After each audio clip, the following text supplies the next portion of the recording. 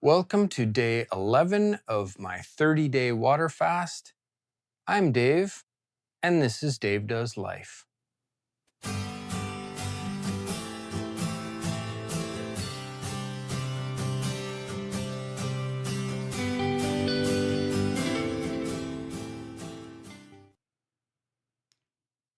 Today we're going to be talking about cold plunges.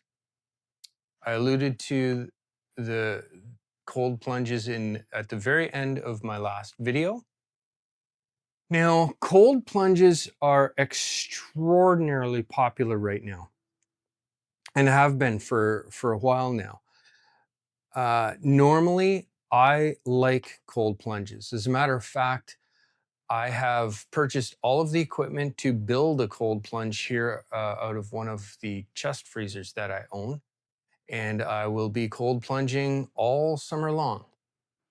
But here's where my mindset has changed. Cold plunge exposure is really powerful, but timing matters. I'm not anti-cold plunge, but I am pro context. That distinction really matters. In the past, in my 42-day water fast that I did earlier, I cold plunged every single day. Our well water here gets down to just under 11 degrees Celsius, which is not near freezing, obviously, but it's enough to shock you when you get in. It's enough to wake you. It definitely wakes you up first thing in the morning. There's no doubt about that. So I would cold plunge every morning, first thing in the morning for 5 minutes, thinking that, it would help the fast. I was expecting resilience effects. I was definitely looking for discipline stacking, building my self-discipline. There's a mental toughness culture to it. If one stress is good, two must be better. But now there's no question that cold plunge has benefits. It boosts alertness. It increases adrenaline. Self-discipline, there is no question it teaches you self-discipline. The dopamine hit that you get is real. I had gotten out of that cold plunge sometimes smiling so much that I would start laughing. The dopamine hit was for me personally almost extreme. And with that every day, that helped with the self-discipline of getting in that tub, because getting out was a fantastic feeling. Short-lived, no question about it, but fantastic. It's extremely popular in wellness culture. You look on YouTube, it's everywhere. And so I figured, hey, it should pair perfectly with fasting. Now let's discuss what actually happens during a fast. You're going to experience low insulin, elevated stress hormones. Obviously, you're running on stored energy, right? You're in a catabolic leaning state where your body's starting to eat itself. Now, cold plunge, during a fast like that, it gives you a strong stress response. Your body's already under stress. When you get in that tub of freezing cold water, you're going to get hit with a stress response. Adrenaline and cortisol spikes. Think of that. Cortisol is the stress hormone. You're going to get additional electrolyte loss. Wildly important. And have you ever been in cold and you You start breathing short. You're getting a cardiovascular response when you're doing this. So fasting already releases stress signals.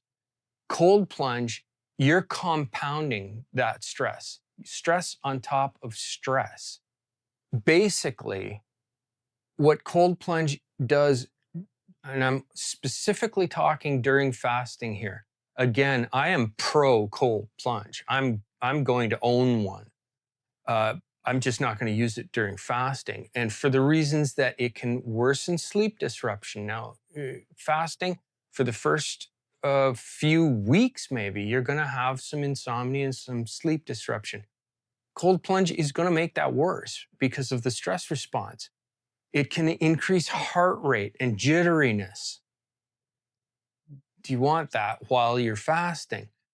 Um, it can intensify electrolyte imbalance. Extremely important while you're fasting. It definitely, there's no question, it makes you feel good, but it's short term and it will cost your recovery. Um, so basically it interferes with the calming effect that fasting gives you. It may feel invigorating, but that alone doesn't mean that it's helpful. Fasting already pushes the body into an alert phase. Cold plunge, it adds stress, but it's the wrong kind of stress during fasting. While you're fasting, you don't want to be trying to shock your system. You're trying to let your system adapt. So, what can you do instead? Few examples, few things I do. Gentle walking. We're trying to um, increase that calming effect. Gentle walking, normal showers. A lot of people, if they don't cold plunge, they will try and get into a shower on full blast cold. Warmth. Instead of cold, go for warmth.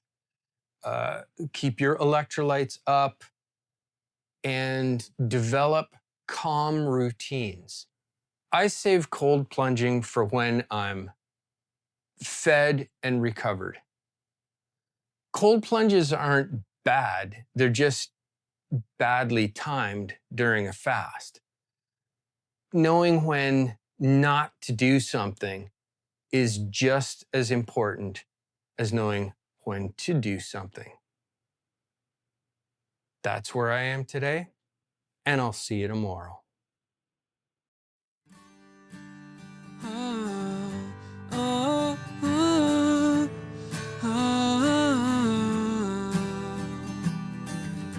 Dave does life.